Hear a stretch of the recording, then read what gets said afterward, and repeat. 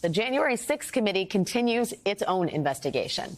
Tonight, it sent a letter to former House Speaker Newt Gingrich asking him to voluntarily testify before the committee.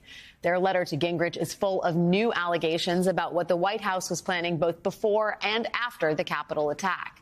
The committee claims that after the election, Gingrich was involved in the creation of TV ads promoting the false claim that the election was stolen. They say he urged the Trump team to promote the false election fraud claims that centered around election workers Ruby Freeman and Shay Moss, who both testified to the committee about the harassment they faced as a result of those lies. The letter also alleges that the former House Speaker was involved in the fake electors scandal, the one that's being currently investigated by both the committee and the Justice Department.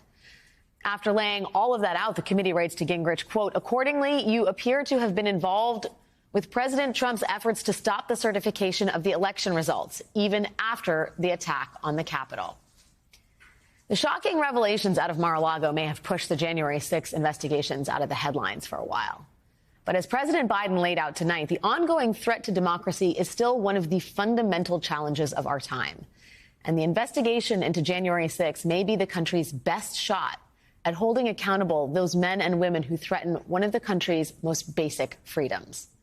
Joining us now is Congressman Jamie Raskin, Democrat from Maryland and member of the January 6th committee. Congressman Raskin, thank you so much for joining us tonight. Because there is fairly big breaking news this evening about your request to speak to former Speaker Newt Gingrich, one of the president's casual advisors, if you will. Can you tell us a little bit more about the specific actions undertaken by Mr. Gingrich that have piqued the committee's interest?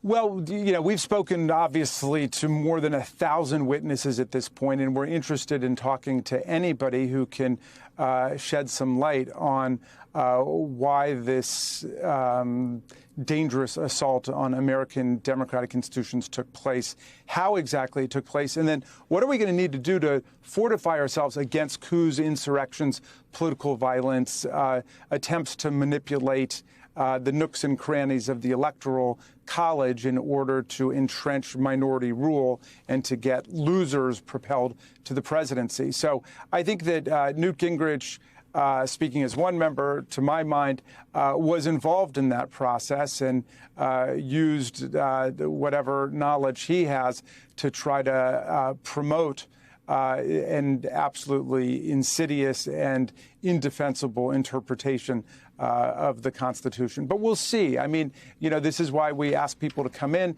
People tell us things. We get certain kinds of indications. We want people to testify themselves. And most people have done that without lying and coming forward and telling what they know. There are other people who have tried to battle us, who have invoked phony privileges and tried to elude the process. But the truth is being known, and for every person who tries to lie and cover up the truth, there are another 5 people who come forward to tell us exactly what happened.